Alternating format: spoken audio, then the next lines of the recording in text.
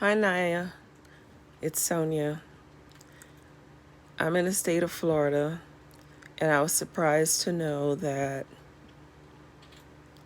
in North Carolina, if your violation was for sexual misconduct, that if your license was revoked, that you had a chance to get it back.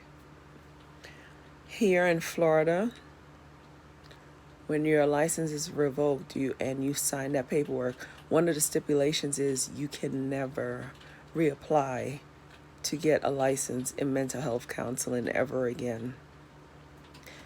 And they will not bring no further charges against you, because in the stipulations for Florida, they put the statutes, the law, because on top of the Florida law, the codes, it's also the statutes that they use for the law of Florida, because it's a crime, like a crime as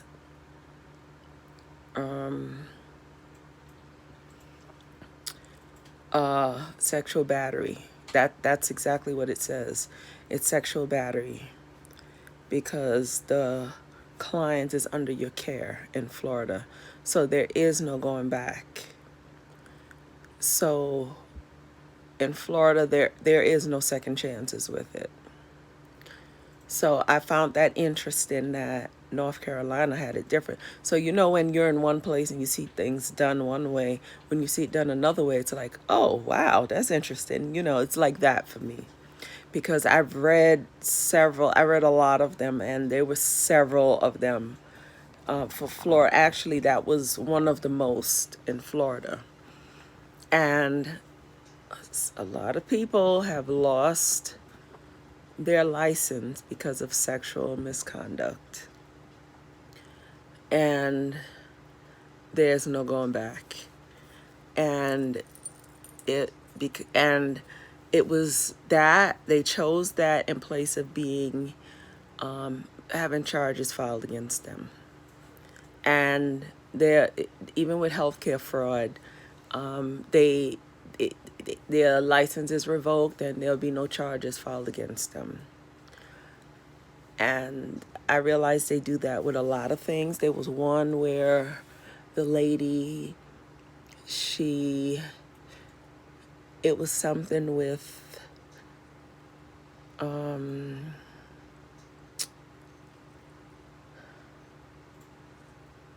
not doing the paperwork.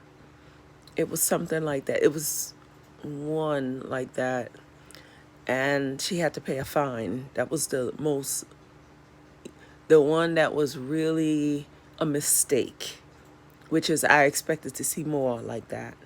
But I appreciate seeing that, and I mean, it gives people another chance, but at the same time, I don't know if they need another chance.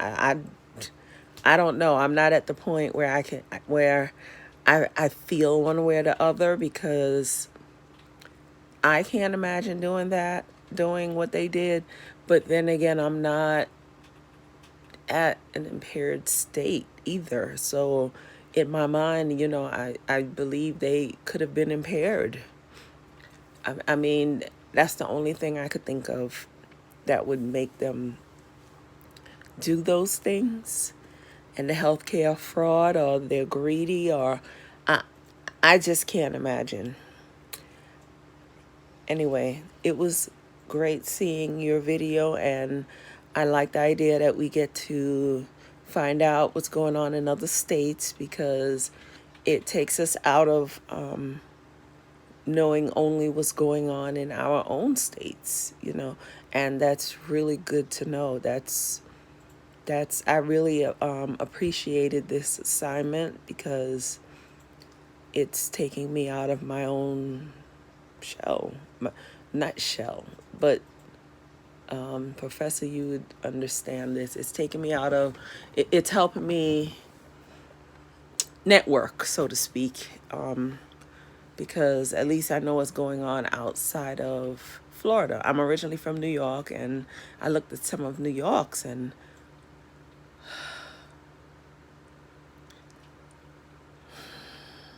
I'm I must say I'm surprised.